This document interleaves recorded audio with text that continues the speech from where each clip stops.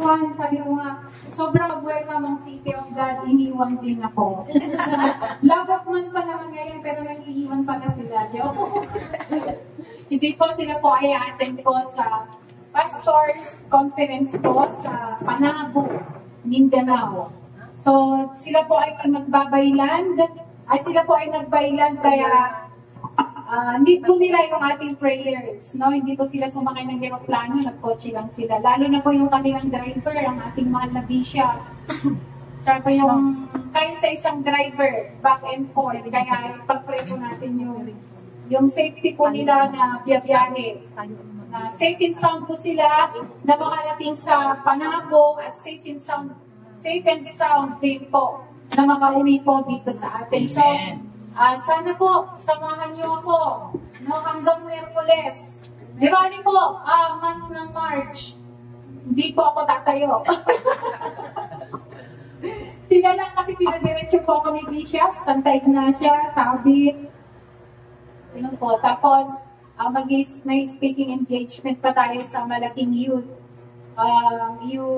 fellowship dito po sa San Nicolas this coming February 16. Kaya yun po yung isa ko pong pinaghahandaan. Kasi nga po tungkol sa pag-ibig. So, pag sinasabi po natin na February po, ay ito daw po yung love month.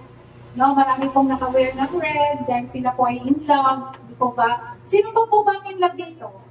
Kahit na tayo po, hindi si Nanay Nancy mo. Katabi niya yung kanyang ka-in love. Ayan, si ate, si mami, katabi nila. Sana all may partner. Ano po? Wala po tayo dito in love, di po ba? May mga, may mga klase po ng love. Una, kapag bata ka, papilab lang. Diba? Sa mga elementary, no, grade 2 pa lang, natatawa na ako. O, ayan na yung boyfriend mo. Gumagano na sila. Grade 2 pa lang yun, ha?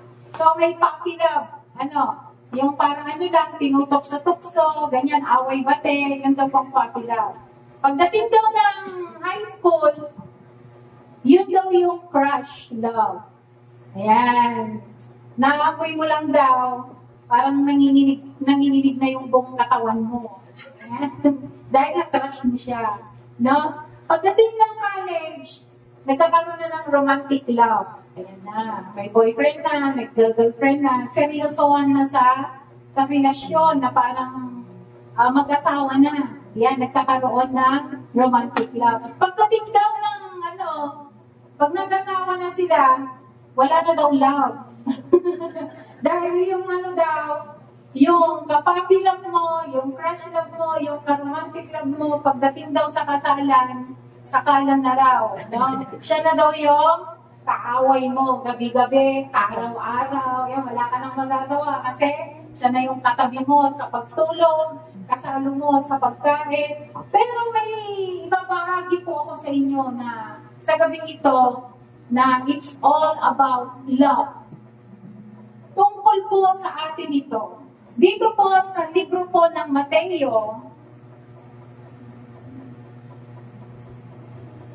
Matthew chapter 22, verse 37, sabi po dito, sa Tagalog, sumagot si Jesus. Tayo yung kausapan, tayo yung, ang Panginoong Jesus ang nagsasalita dito. Sabi dito, ibigin mo ang Panginoon mong Diyos ng buong puso, buong kaluluwa mo, at buong pag-iisip mo.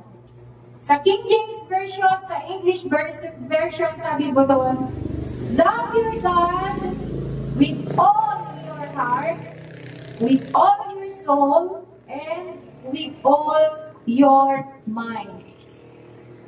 So kung bibigyan po natin ng tema, ang binasa po natin sa Mateo 20-37, love the Lord your God.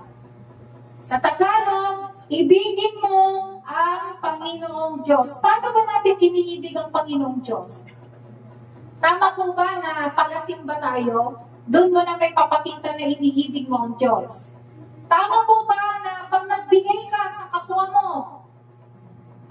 cheerful giver ka sa kapwa mo kahit hindi ka nagsisimba, Yun ba yung sign na mahal mo ang Panginoong Diyos? Or, tama po ba na kahit hindi ka nagsisimba na maraming ano ganyan maraming mga rason na ganito, kahit hindi ako nagsisimba, nananalangin naman ako, mahal ko pa rin ang Diyos. Tama po kaya yung mga rason na yon. Pero dito, sa binasa natin sa Mateo 20:37, how to love God, may tatlo na sinabi dito kung paano natin daw ibigin ang ating Panginoong Diyos. Una, how to love God. Una, buong puso. Sabi nun, buong puso hindi yung kalahati lang ng puso mo. With all, the word all, buo. Kailangan, hindi partial, no? Hindi parte-parte. Yung pagmamahal natin sa ating Panginoong Diyos. Alam niyo po ba kaya sinabi ng Panginoong Diyos ito? That time, ang kausap po niya ay mga Pariseyo at mga Saduseyo. Para hindi po tayo malito, umalati, sabi niya sa Tagalog, ay sa Ilocano. Punta po tayo sa Mateo 20:23, verses 2 to 4. Sabi po dito, ang mga tagapagturo ng kautusan at ang mga Pariseyo ang kinikilalang tagapagpaliwanag ng kautusan ni Moises. Kaya't gawin ninyo ang itinuturo nila at sundin ang kanilang iniutos. Ngunit huwag ninyong tularan ang kanilang ginagawa sapagkat hindi nila isinasagawa ang kanilang ipinapangaral. Yan, kaya sinabi ng Panginoong Hesus, ibigin ninyo ang inyong Panginoong Diyos ng buong puso. Kasi may nagtanong dito, sabi ng isang Pariseyo, Jesus, kasi sinusubukan nila kung talagang matalino itong Jesus na ito. May tumayong Pariseyo. Ang Pariseyo at Saduseyo ay mga sinasabing pare noong kauna-unahan, noong panahon ni Jesus. Sabi ka ng Pariseyo, subukin ko nga kung gaano kagaling itong Jesus na ito. Kasi that time, ayaw po nila maniwala na siya po yung anak ng Ama. Kaya sinusubukan nila yung katalinuhan ng ating Panginoong Yesus. Sabi ng isang Pariseyo, tumayo siya, guro, sabi. Kasi ang tawag nila noon sa ating Panginoong Yesus, guro or rabbi. Guro, sige nga, aral ka ng aral ng salita ng Ama mo na sinasabi mo, paano mo ibigin ang Panginoong Diyos na sinasabi mo? At sabi ng Panginoong Yesus, ibigin ninyo ang Panginoong Diyos ng buong puso. Stick muna tayo sa buong puso. Bakit? Bakit nga sinabi sa Pariseyo iyon? Yung binasa natin sa Mateo 23, yung mga Pariseyo at Saduseyo na yun, sila yung nangangaral ng mga utos ni Moises. Alam po ba natin lahat ng utos ni Moises, yung 10 Commandments na sinasabi? Bawal sumamba sa gawa ng tao, bawal pumatay, bawal magnakaw, huwag kang makiapid, di ba? Yung mga sila yung nagtuturo. Pero hindi nakikita sa kanilang buhay. Hindi nila ipinapasamuhay. Marami pong tagapagturo ngayon dito sa mundo about Biblia na sinasabi nila sila na may alagad ng Panginoon pero hindi nakikita sa kanilang buhay. And take note, marami ding mga nagpapatawag ng pastor na hindi rin nila isinasa pamuhay. Marami din silang kaaway. No? Marami pong ganyan. Hangang-hanga pa sila na iwinawagayway ang kanilang Biblia. Nangangaral sa plaza. Nangangaral sa kalsada. Meron pa sa bus. No? Pero hindi nila isinasapamuhay kung ano yung kanilang sinasabi. And I am very glad and blessed dahil yung mga kasama natin na papastora at ang ating mahal na bishop sa City of God ay hindi po bulok ang kanilang kaloob-looban. Alam niyo po, pag nagkakasama po kami, no? May mga jokes din po kami. Pero may time na nagpapalapasan po kaming apat na nga lang kami, no? No? Walang kagatan. No? Lahat kami nag-iibigan. Boyfriend namin si Lisha. The only rose, the only rose among the thorn. The only thorn pala. Kasi siya lang yung lalaki, no? The only thorn among the roses. Ayan, apat kami, kaya tinatawag yan. Hay, naku, itong mga prinsesa ko, pinagkakaisahan na naman. Pag may sanda man, dito yung prinsesahan. Sabi niya, kasi pag nag-aaral kami, social siya, gusto niya Milo or gatas. Di ba, Mela? No? Tapos, kakain, susubo na nga lang kami, gusto niya picture taking pa. Pero nabibitin yung tiyan namin, kahit minsan ninaaway namin. Ano ba yan? Kakain na nga lang, ganyan. Tapos, ang social mo, ang malpakal ng gatas, kaya Milo, ganyan. Yung mga totoong biro-biro, no? Pero mga totoong tao. No? Paminsan siya din, mahilig din siyang magbiro sa akin. So, nakikita na ipinapamuhay. Kaya nga, sabi niya sa akin, sobrang blessed na blessed ako, sabi niya sa aming tatlo. Bakit? Dumadami yung ministry. No? Kasi nakikita ng Panginoon yung puso, na buong puso, na minamahal namin ang ating Panginoon Diyos. Walang peri dito. Dumadami ang ministry. Magbubukas ulit siya sa Tarlac. May kinausap na siya ng pastor, yun po yung isang pinag-pray namin. Naabandonan na lugar na kung saan babalikan. No? Babalikan ng gawain ng Panginoon. And before na magbiyahe sila, may tumawag sa kanya sa messenger. May nag-chat na hindi naman sila magkakilala. Sabi na, Pastor, we need your help. Ang masaklap po dito, hindi po dito sa Tarlac or Pangasinan. Sa Bulacan po. Nangihingi sila ng tulong. Dahil matagal na daw na walang pastor. Dahil yung pastor daw po na tumatayo doon, nag-iba ng teaching, nag-iba ng paniniwala. Kaya hindi na nila tinanggap yung pastor na yun kasi nag-iba na siya ng paniniwala. Ngayon, siguro, sabi ng Panginoong Diyos, si Briones, ang tawagan mo, kasi may 3 naman na siya doon. May 4 naman na siya nakasama doon. Pero ayaw namin payagan. Sabi niya, once a month lang naman, sabi niya. Kaya parang magtuturo na lang daw siya ng leader doon, na iiwanan niya. So, ganun, no? Bibigyan ka, papansinin ka ng Panginoon kung buong puso yung ibinibigay mo.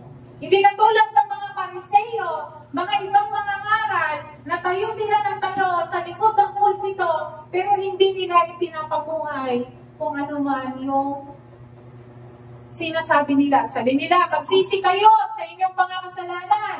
Pero sila mismo, hindi nagsisisi sa kanilang mga kasalanan.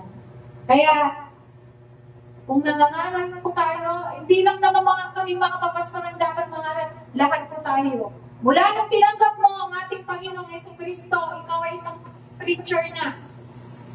Diba? Pwede ipamahagi ni nanay sa kanyang kapatindera, yung good news, na mahal siya ng Panginoon. Pwede rin i-share ni Brother Berlin sa katabi niyang magda-dialysis ng Panginoon ang siyang great healer. Sa gayon nagpapahayag yung salita ng Diyos. No, hindi lang mga papastor yung nagpapahayag ng salita ng Panginoon. Kaya dumadami yung ministry ng ngayon, ng sikap doon, nagagalak kami. Pati doon sa Sabit Elementary School, mismong principal yung lumapit, no, kay Pastor B para magbukas ng campus ministry sa Sabit. Kaya kami po ay sobrang nagagalak. Sabi ni Bishop, nakikita niya kasi yung mga puso ninyo na handa kayo na sumabak talaga sa pag-ministry. Kaya tinatawag talaga tayo ng Panginoon. Kaya palapaan nga po natin ang Panginoon kung hindi pa pwede. Kung puso mong minamahal ang Panginoon. Pangalawa daw, sabi dito sa Mateo 22:37, love your God with all your heart, with all your soul. Buong kaluluwa. Alam niyo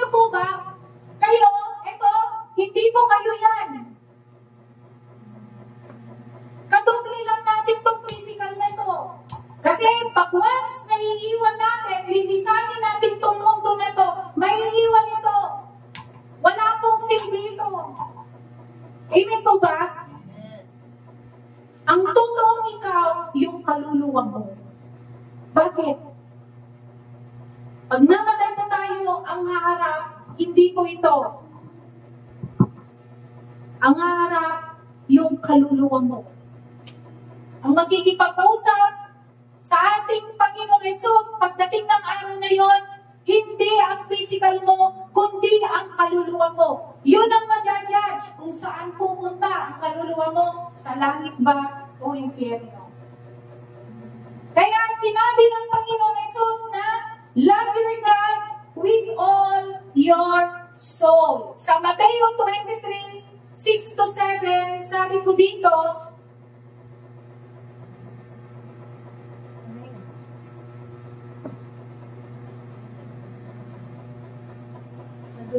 ang nais nila ay ang mga upuang pandangal sa mga handaan at ang mga pangunahing upuan sa sinagoga.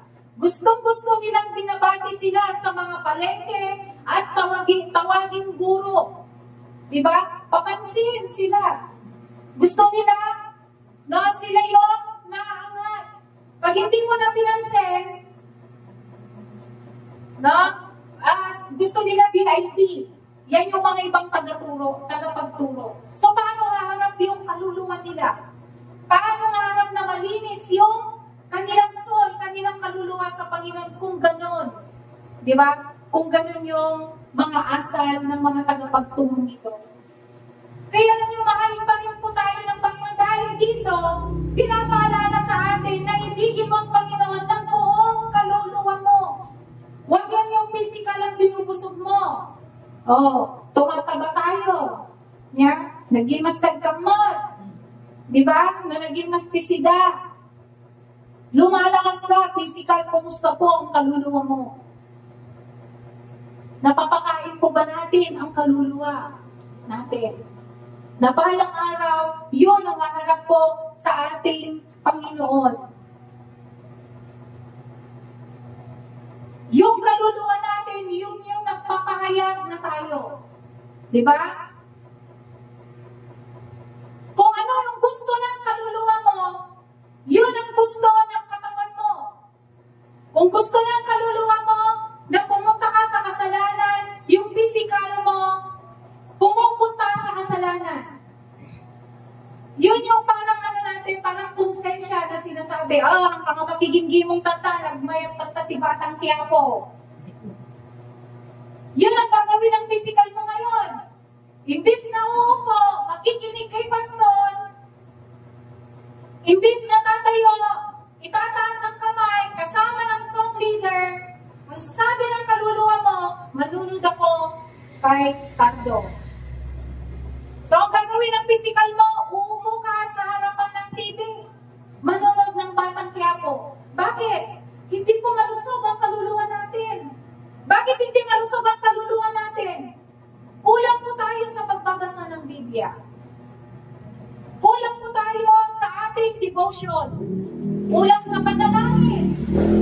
Kulang sa pananampalataya. Paano mo mapapakain ang kaluluwa mo? Punta ka dito. Every Wednesday night. Sa bahay ni na Mami Nancy. Ni Daddy. No? Makipagkumpol sa kapwa mo mananampalataya.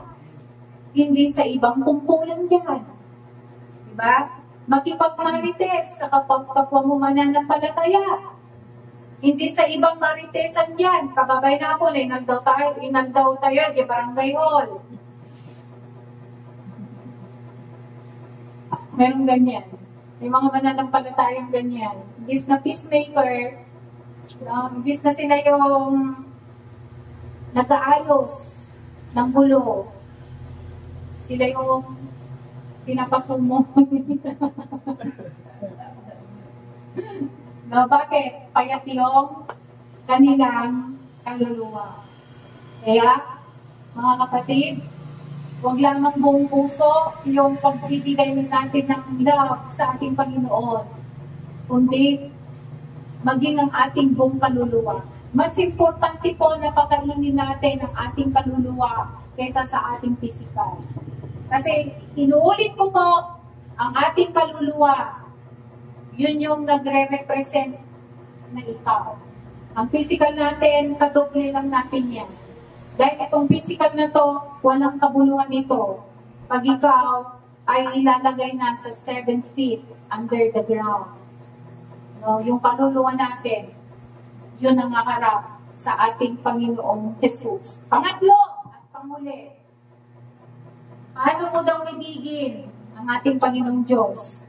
Love with all your heart, with all your soul, at with all your mind.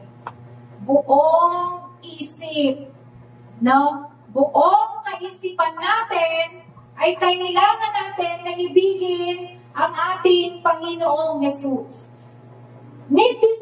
Kailangan din po natin na magkaroon tayo ng spiritual knowledge.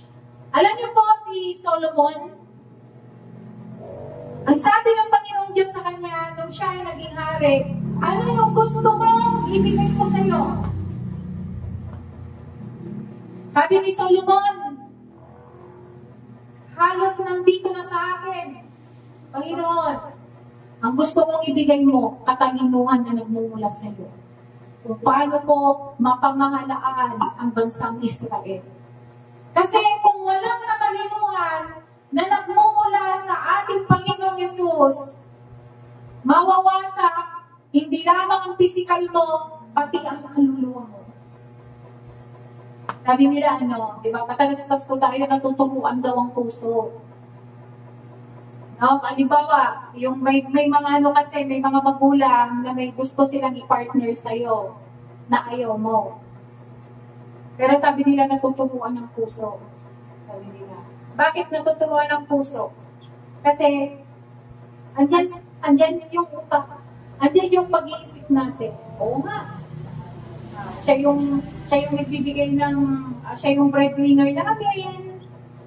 Lagi ako may pasalubong. So, si isip, si utak, nagsisirculate yan, bumababa kay puso. Hanggang sa natututuhan mong mahalin. Hanggang sa natututuhan mo ang mga bagay-bagay. Bakit sinabi ng Panginoong Yesus na ibigin natin din siya ang buong isip? Kasi doon natin nakikita yung kalooban ng Panginoon. Kung marunong kang mag-isip, walang krimen. Di ba?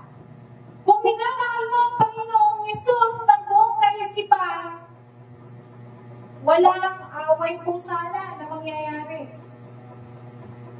Kung minsan sugod tayo ng sugod, hindi na natin iniisip. No? Nagkamali lang yung karuba mo. Gusto mo, sumugod ka na. Hindi mo na iniisip kung ano yung dapat mo ba. Ay, madi, mapangkuha. Hindi, ting pagbagakakas ko yung apayin, takas ko yung magyari na, takas ko yung bagbagakakas niya. Susugod ka, hindi mo inisip kung ano yung gagawin mo, kung ano yung sasabihin mo, di ba? Kaya nagkakaroon ng malawakang mag-aaway. Dahil hindi natin muna iniisip kung ano yung pwede nating sabihin sa ating kapwa. Doon, bumababa. Doon nag-recreate yung kasalanan na sinasabi. Mamaya, magkakawatak-watak ang pamilya. Magkakawatak-watak ang magkakaibigan. Magkakawatak-watak ang magkakapatiran. Dahil hindi tayo humihingi ng pag-iisip, ng katalinuhan sa ating Panginoon. Kung minsan, kung ano na lang yung inisip natin, sige, bira. No? At kung ano yung naisip natin na sasabihin natin, kahit nakakasakit, sige, bitaw ka ng bitaw. Kung ano yung nasa isip mo, yun ang bumababa sa puso mo, yun ang lumalabas sa labi mo. Diba? Pag di mo nang makontrol, yung isip mo nagse-circulate. Dahil hindi ka humihingi ng katalinuhan sa ating Panginoon, yung sarili mong pag-iisip, bumababa yan sa puso mo. Kung sobrang galit na galit ka, no? Kung sobrang galit na galit ka, hindi mo na naiisip kung ano yung mga gusto mong gawin, gusto mong sabihin. Kaya doon nasisira minsan ng pamilya, nasisira ang pagkakaibigan, nasisira ang mga kapatiran dahil hindi natin iniisip kung ano yung ipinababa natin sa puso natin.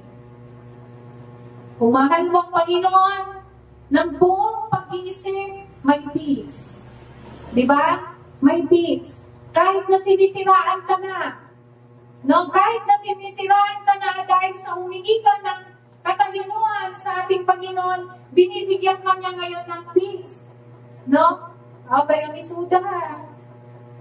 Basta ako, alam ng Panginoon kung ano yung ginagawa ko. Although kailangan ng confrontation. Di ba? Kailangan mo rin kausapin yung taong yun. Pero, yung pag-uusap na yun, hindi mo aawayin. Iba yung sumusugod sa kinakausap. Kay kasinsin, as kay magtikwa, naidaanan kanya. O may kudamagin na kanya, nagpaypayso, ay tayong bagam. Nagpaypayso nga na ibagam, ibagam matatiside ko, nga nagpaypayso nga, kas may naramid ko. Baka na-misinterpret dala. Ganyan.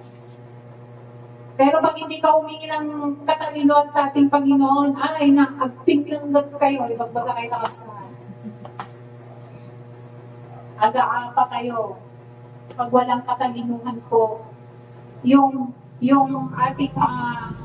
ating pagmamahal sa ating Panginoon. Kaya kailangan gamitin natin ang ating isip sa pagmamahal. So, yun lamang po sa gabing ito, no? Nawa, mahalin po natin ang ating Panginoon with all our heart, no? With all our soul, and with all our mind. Tayo po lahat ay kumayo, tawitin na po natin. You shall love the Lord with all your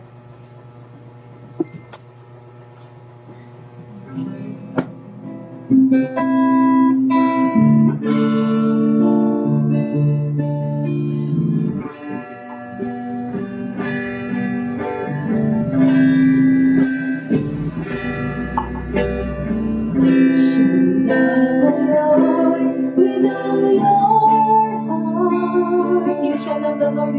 heart. You shall love the Lord with all your soul. You shall love the Lord with all your mind, with all your heart, with all your soul, with all your mind. We need a prayer. I shall love the Lord.